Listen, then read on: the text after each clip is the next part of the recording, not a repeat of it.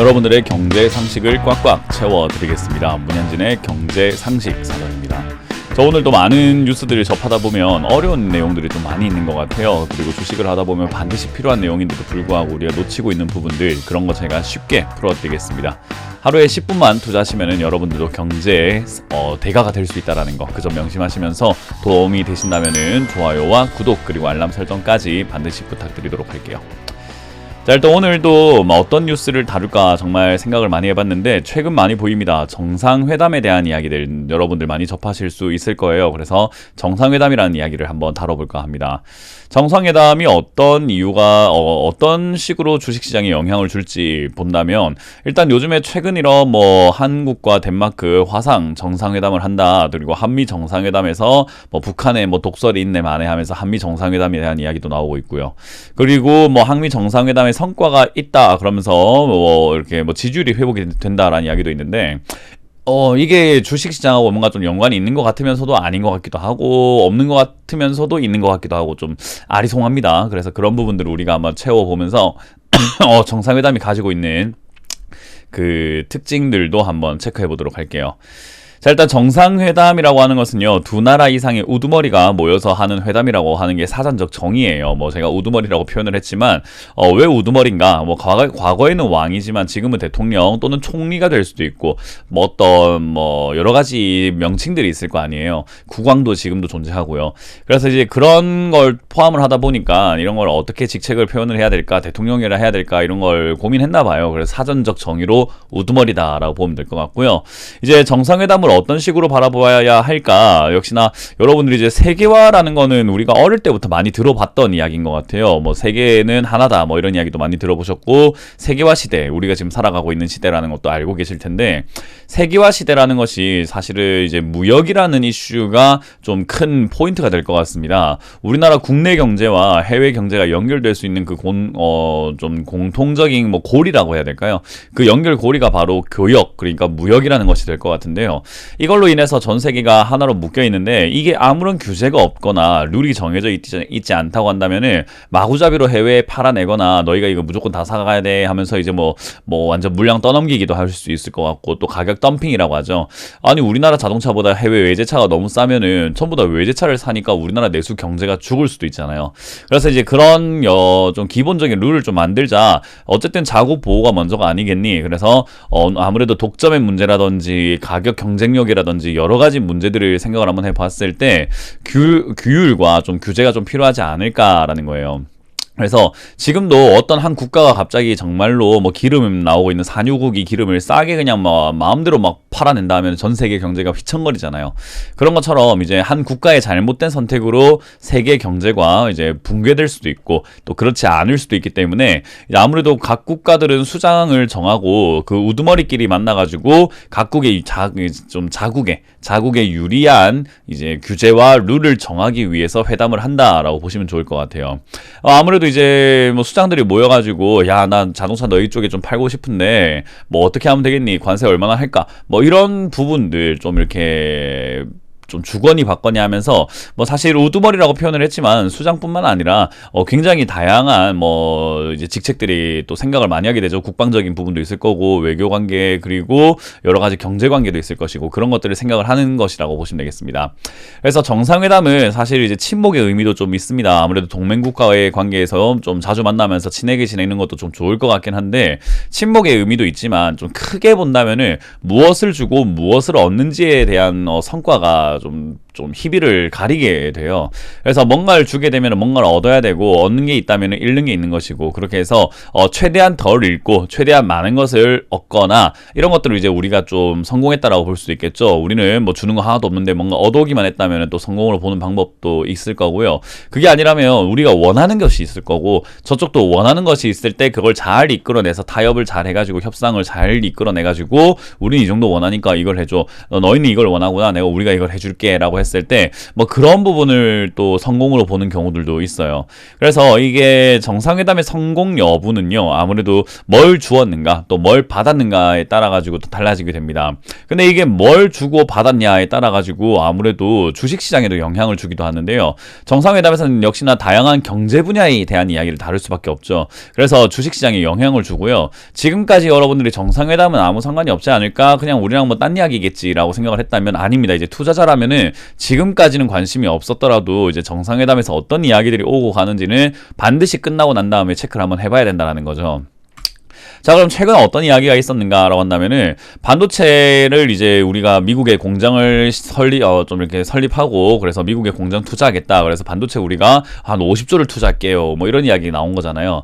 뭐 그런데 이게 득실을 따져봤을 때 과연 좋을 것인가에 대한 문제도 있는 거예요. 아무래도 정상회담은 한 국가 간의 이제 관계만 생각할 게 아닌 거죠. 우리가 미국하고 친하게 지낸다고 해가지고 중국을 뭐 등한시할 수 없는 거고, 또 중국과 미국이 친했으면 좋겠는데 또 그게 아니기 때문에 어느 쪽과 친하게 지내도 약간 눈치가 보이는 것도 있습니다. 그래서 외교 문제가 엮여 있기 때문에 어느 국가와 어떤 국가의 어떤 관계인가, 우리 그 왜 직장 생활하면은 약간 줄타기 같은 거 있잖아요. 우리 뭐 부장 줄을 타야 되나 이사 줄을 타야 되나, 또는 부장이라도 뭐 김 부장이 있고 최 부장이 있으면 어느 쪽에 내가 이렇게 좀 붙어 있어야 되나, 둘 다 친하게 지내고 싶은데, 그죠? 그런 것들처럼 어떤 두 사람의 관계가 좋지 않을 때 막 뭔가 좀 같이 이렇게 술 한잔 하기도 그렇고 만나기도 좀 그런 경우들이 있잖아요.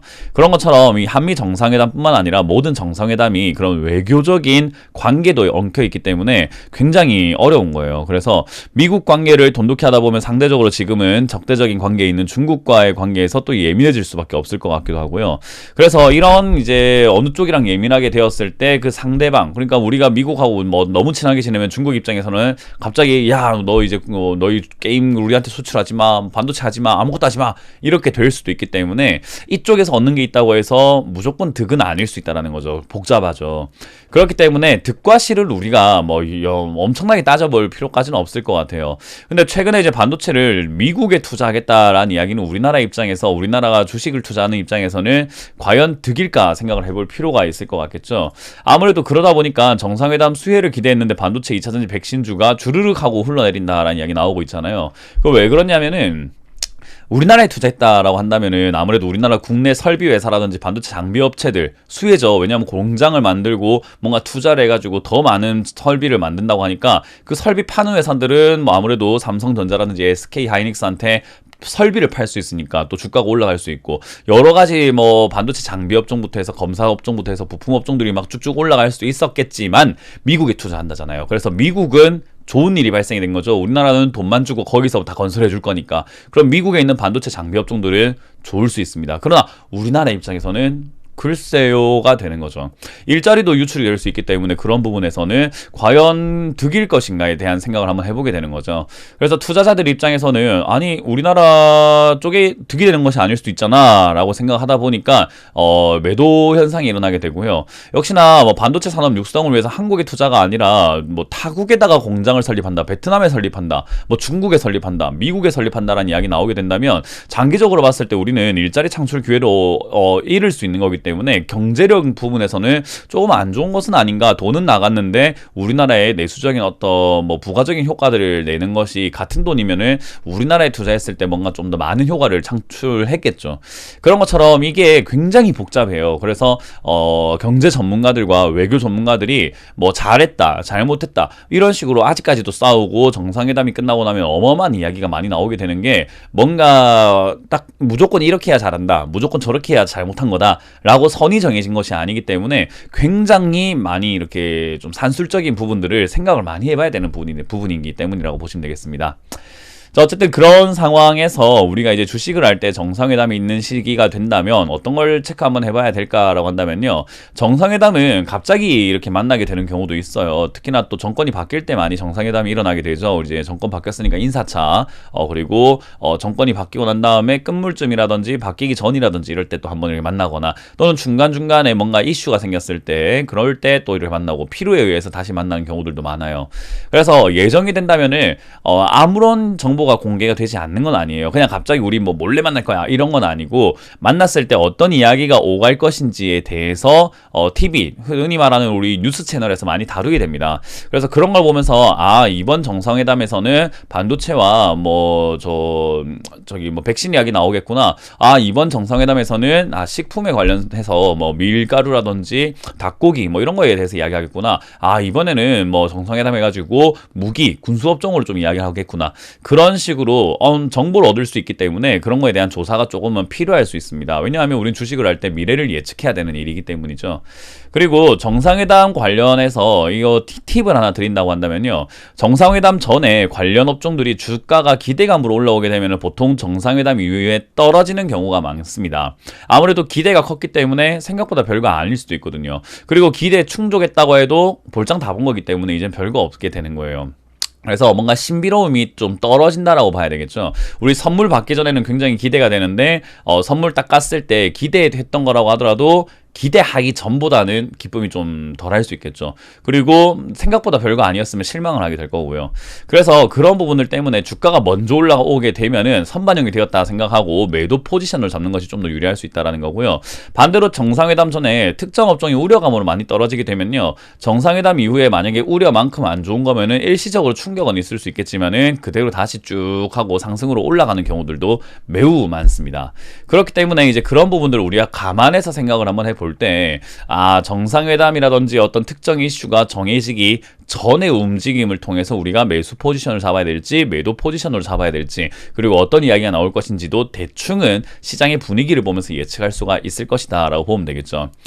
그래서 이런 부분들을 우리가 좀 참고한다면 주식할 때 도움이 될 것 같고요. 그리고 정상회담에서 막상 큰 이야기가 없다고 하더라도요, 다음 정상회담에 대한 여지를 남겨두고 오는 경우가 많습니다. 뭐냐면은 우리 이제 남북 경협, 남북 대화 좀 해야 될 것 같지 않습니까? 라는 이야기를 하게 되면은 남북 경협 지금은 막상 얻어온 것은 없을지 모르겠으나 남북 경협에 대한 대화를 얻어오게끔 다음번을 만들 수 있는 거죠. 우리 다음에 한번 더 만납시다. 남북 경협 이제 해야 될 것 같아요. 언제 일정 한번 잡고 제대로 그거에 대해서 한번 논의 한번 해보죠. 라는 이야기로 넘어갈 수 있다는 거죠. 그래서 여지를 남겨두고 오게 된다면은 역시나 계속 그 관련주들은 재료가 살아있는 겁니다. 그래서 남북 경협에 대한 이야기가 물꼬가 터졌다. 그리고 앞으로도 남북 경협 이야기 나올 것 같다라고 한다면은 계속해서 남북 경협주들은 그 다음 정상회담 일정이 나오기 전까지도 꿈틀꿈틀 거리는 경우들이 많아서 미리 싸게 사놓고 들고만 있다면은 올라올 때 득이 생기는 경우들도 굉장히 많다라는 거죠. 그래서 이 정상회담도 역시나 가볍게 볼 만한 내용은 아닙니다. 이렇게 보니까 어때요? 지금까지 다뤘던 경제상식사전 내용들만 쭉 돌이켜본다 하더라도 봐야 될 게 굉장히 많죠. 그래서 제가 주식 공부는 뭔가 단순히 단정지어가지고 뭔가 하나하나 이렇게 볼 수는 없다. 전부 다 좀 정체적으로 다 봐야 된다라는 이야기를 많이 드리고 있거든요. 그래서 그런 부분들 여러분들이 명심하시면은 주식이 재밌습니다. 그냥 매일매일 공부하는 재미 한다라고 해도 과언이 아니라는 거죠. 그래서 그런 부분 신경 쓰시면 좋겠고요.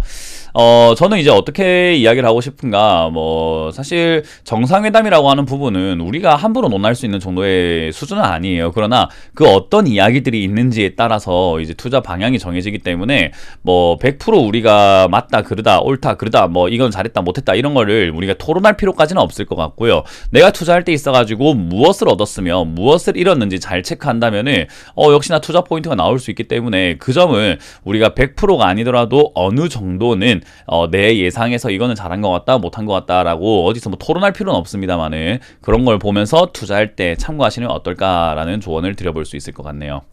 자, 이렇게 오늘 마쳐보도록 하고요. 정상회담 역시나 다루기가 굉장히 까다로운 내용이고 복잡하기도 한데 그냥 간단하게 생각을 했으면 좋겠습니다. 항상 어떤 이야기가 나오냐에 따라서 움직이는 게 주식이기 때문에 잘됐다 안 됐다를 떠나가지고 어떤 이야기 나왔는지에 대해서 포인트를 잡아라 라는 결론을 내려드려보도록 할게요.